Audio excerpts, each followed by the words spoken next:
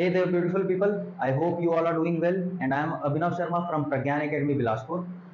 We are very glad to announce that we are going to start Chhattisgarh General Studies lecture series in English medium. Yes, you heard it right. We are going to start Chhattisgarh General Studies lecture series, full, complete general studies of Chhattisgarh in English medium. So the very biased motive behind this course is that I personally have seen there is a lot of gap in regards with the material, the contents, the video lectures that are available for Hindi medium, but there is a very lack and very paucity of materials in English medium. So I have seen a lot of aspirants struggling for English medium notes, English medium contents, and video lectures on YouTube channel. But we will try to provide as good as we can. We will be able to provide you with all the contents and video lectures in English medium for Chhattisgarh General Studies. So we are putting a lot of efforts in this thing, and if you do like our videos, our efforts, then please do share these videos with your friends, with your colleagues, with your whatever, with your room partners, and share everywhere wherever you like to share, and do subscribe our channel for latest updates. And if you want to contact us at Pragyan Academy for our course details, so you can visit our offline center, which is located nearby multipurpose school, approximately 200 meters from Gandhi Chowk, Dayalband, Bilaspur. It is situated in Chaturvedi complex on the first floor. Now let's delve into the today's topic, which I'm going to start with, which is a very sought for topic in Chhattisgarh General Studies, that is administrative structure of Chhattisgarh. We are going to learn about the administrative structure of Chhattisgarh, and I have seen that there is a lot of confusion in administrative structure, which I will try to clear all the doubts, all the loopholes, wherever I can fill the information for you. I will try to do that.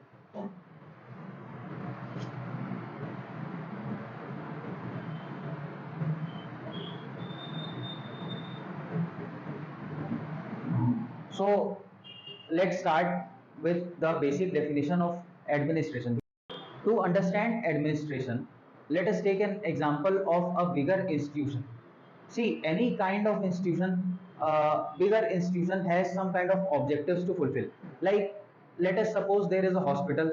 So, hospital has various departments, and those various departments are endowed with some kinds of responsibilities. And then, to accomplish the objectives of that institution, you need to structure the process, or you need to work on the workflow of that institution.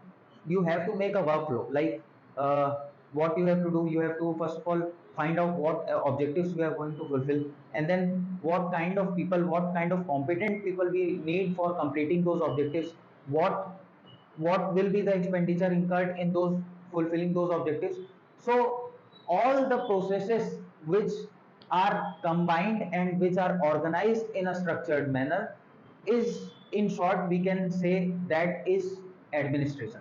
So looking the very formal definition, the process of organizing and managing what? First of all, we have to organize and manage the resources. First of all, we have to manage and organize the resources for that institution. Otherwise, if you don't have the resources, you cannot complete the objectives or tasks. Then you have to manage the personnel, the people working under that institution, be it may of any rank, and then resources, personnel, and activities. The process of organizing and managing resources, personnel, and activities for what? For completion of any objective, for accomplishment of objectives. Every institution has their vision and mission. What vision and mission says about the objective of institution. So for accomplishment of those objectives, you will need these things to be organized and managed in a very effective and efficient manner.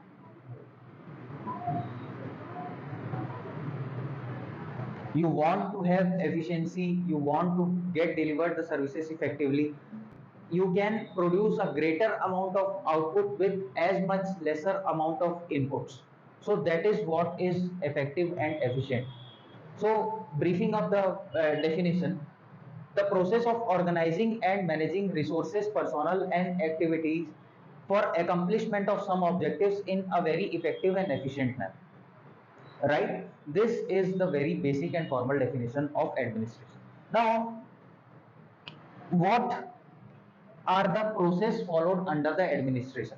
See, if I delegate some task to you, if I endow some task to you, let us say that I want you to clear the examination in a duration of complete 1 year. So first of all, what you will do, you will make a plan, you will understand what this CGPSC examination is, and then what the first thing you will do is you will plan for the next 1 year. So first things first, what is the first thing that you have done is planning. The first thing that is done in the process of administration is policy formulation. Right? First thing is the policy formulation, and then you will again ponder about the budget, how much of expenditure will be incurred in this duration of 1 year during my preparations. So the second thing which you are going to do is budgeting. Third thing after that is, after you have made a budget, you will try to consolidate all the resources you have. So the third step is resource allocation. And then fourth is personnel management.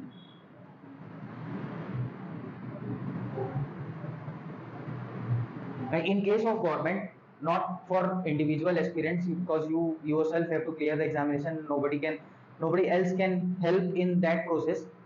Obviously indirectly most people can help, but you are the only sole person to clear the examination.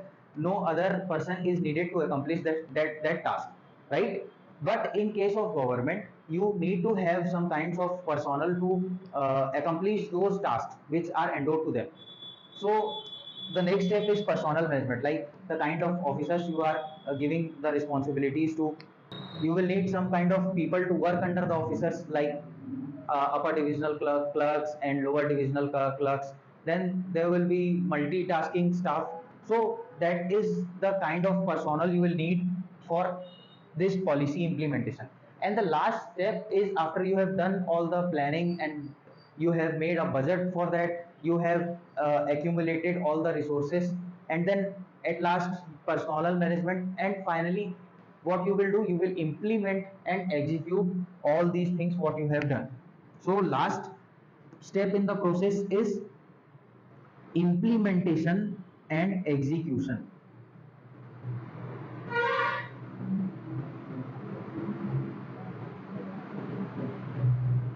This is a process which is being followed under administration, under the government. I hope this the very definition and the process is clear. Now, after looking at the definition, let us see why administration is important. Let's take a small example of former Soviet Union. We all know about former Soviet Union, which is currently the which is currently called as Russia, right? So former Soviet Union was disintegrated, and then many other countries were carved out of that Soviet Union. So, what was the reason for disintegration of Soviet Union? One of the most important points which should be known is that the administration was heavily centralized. Now, Soviet Union was a very huge territory, and there were a lot of provinces in Soviet Union. But when you will read about the disintegration of Soviet Union, you will know that many of these provinces were being neglected by the heavily centralized leadership of Soviet Union.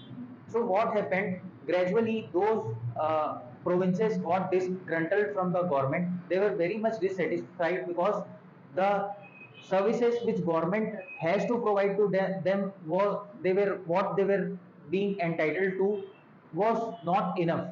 So gradually, these all parts of the Soviet Union were disintegrated. That is why administration, efficient and effective administration of each and every nook and corner of the country is important. Otherwise, some of the regions might get dissatisfied with the services that the government is providing. Now we will see what should be done and what can be done for efficiently organizing and managing the administration. Right? Let us suppose there is a very big, very huge territory, and we choose one single leader to govern all those territory, all the parts of that territory. But it would be near to impossible for that one person to manage and control all the that huge territory. So what we do, we try to divide it into as many smaller units as we can, so as to deliver proper services to those areas, right? That's what has been done in our state as well. First of all, we will see there is a huge territory called as state. Under the country, under our country has been further subdivided into states. And since we are looking the administrative structure of Chhattisgarh, we are only concerned about the state right now, right? So there is a state which is a huge territory, and the governance of that territory cannot be totally endowed to one person, right? So what we can do is we can further subdivide that territory into further smaller units, so as to efficiently administer the services provided by the government. What we will do, we will further divide. State is subdivided into divisions, which is also called as Sambhag in Hindi.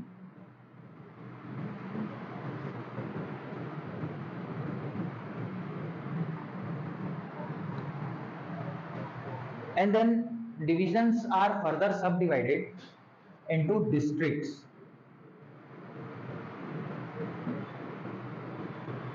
which is called as Jila. Then districts are further divided into subdivisions,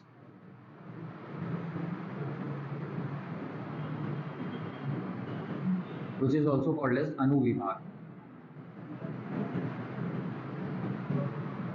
And then subdivisions are divided into tehsils or blocks. Most of you might have a confusion between these two units, what are tehsil and what are blocks, which one is bigger and which one is smaller, are these same? So with within few minutes I'm going to deliberate about these two units, tehsil and blocks.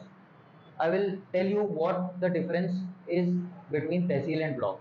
After that, you will be have a good understanding of what tehsil and blocks are, right?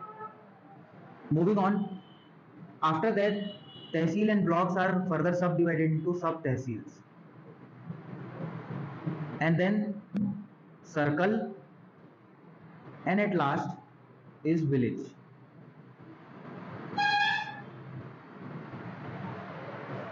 Now, tehsil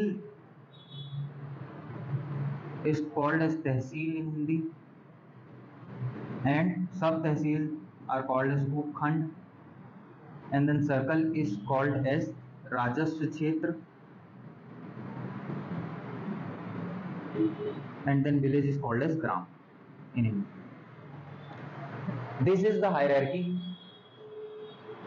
Hierarchy means, let us say there is a factory, and that factory is producing some kind of product.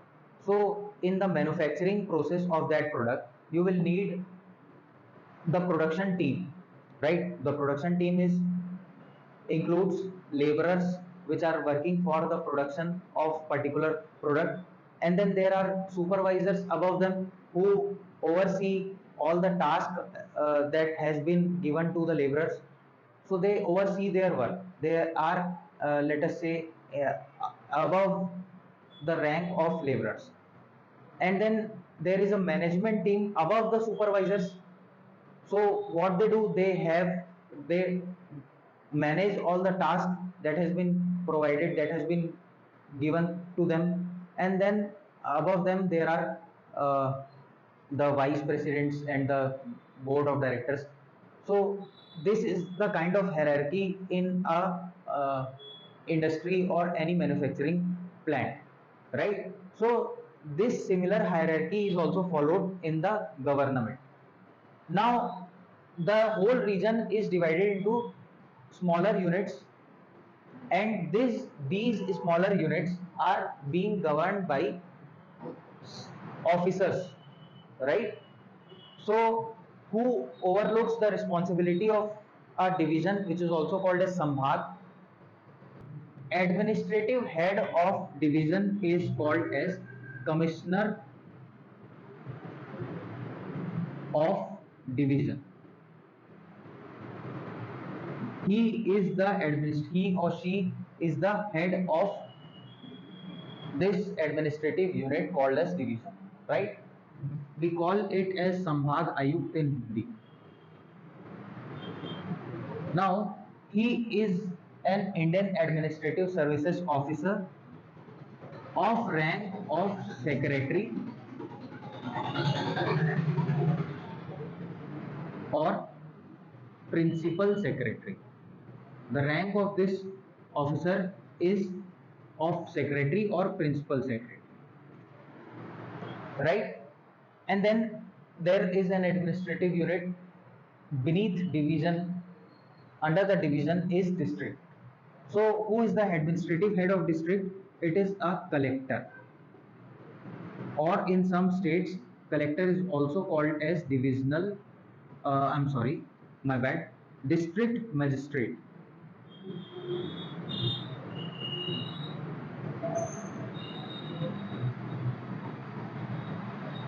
Right? Why he is called as magistrate? Because he is endowed with some kind of adjudication powers. He can adjudicate in some revenue matters, right? No criminal matters are being adjudicated by district magistrate. He only has powers with regard to civil cases, right? And then further districts are subdivided into administrative units called as subdivisions. The administrative head of subdivisions are SDMs or SDUs. Now what is the difference between an SDM or an SDU? So SDM is subdivisional magistrate and SDO is subdivisional officer.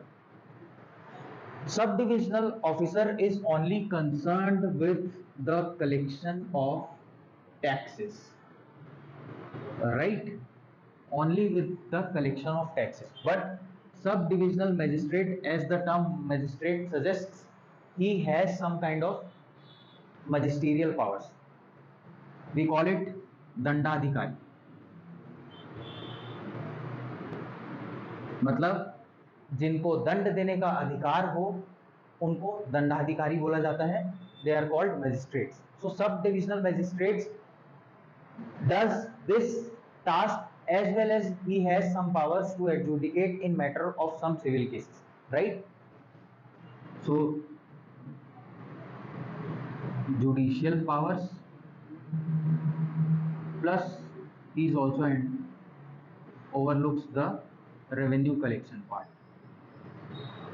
So definitely SDM is a bigger rank officer than an SDO, right?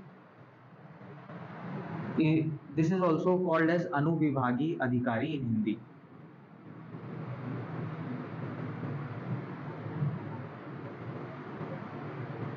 And then there is Tehsil, which is an administrative unit under subdivisions. So the administrative officer heading the Tehsil is called as Tehsildar, right? And then Tehsils are further subdivided into sub Tehsils, or we can say Upkhand. These are headed by Nayab Tehsildars.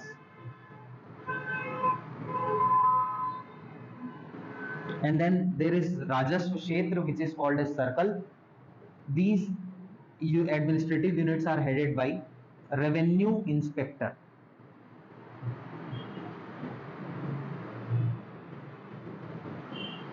And then there is Gram, villages. Villages are headed by Panchayat Secretary or Panchayat Sachiv.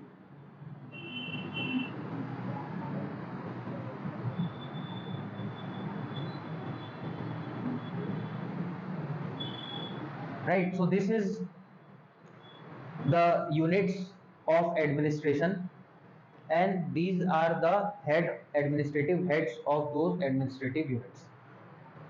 Now, most of the students face confusion between tehsil and blocks. In brief, we will look what a tehsil and what a block is.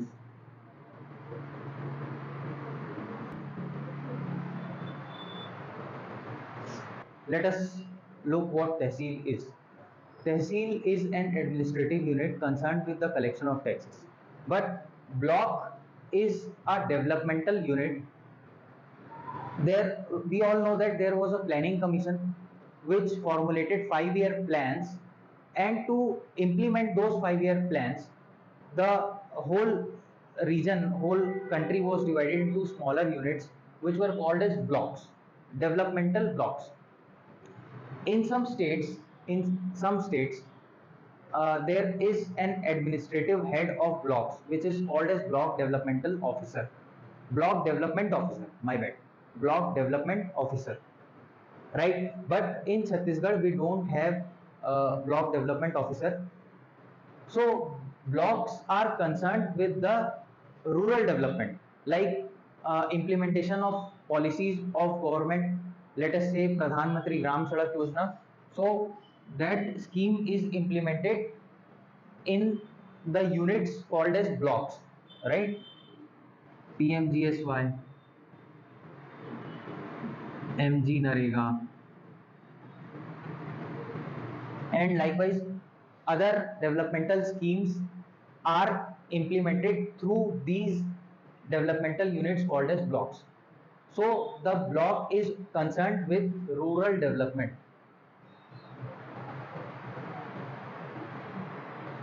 and tehsils are concerned with collection of taxes only. I hope the basic distinction between tehsil and block is clear. Now, what is bigger entity, tehsil or block?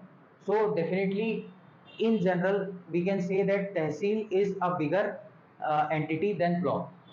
Now, I'm not saying that tehsil is further subdivided into blocks. Maybe there are some regions where one tehsil can contain one block. So in some cases tehsil will be equal to block, but in general we can say that tehsil is a bigger entity than block. And in general, in case of our state, there are more tehsils than blocks. So we can say that there can be one block in one tehsil, or there can be two or more blocks in one tehsil. So tehsils are more in number than blocks. I hope this distinction between them is clear. So that's all for today. I hope you might have understood very well the administrative structure of Chhattisgarh. If not, if you have some kind of doubts regarding this topic, then you can definitely contact us. Uh, all the contact mediums or avenues has been provided in the description of YouTube. You can contact us at any time, and we are very open to feedback, because feedbacks, time and again I am repeating that feedbacks are the means through which we can improve ourselves, right? So we are very open to feedback. If you have any kind of suggestions or feedback or criticism, constructive criticism regarding this video, then you can definitely contact us. Thank you for watching this video. This is Abhinav Sharma signing off, and peace out.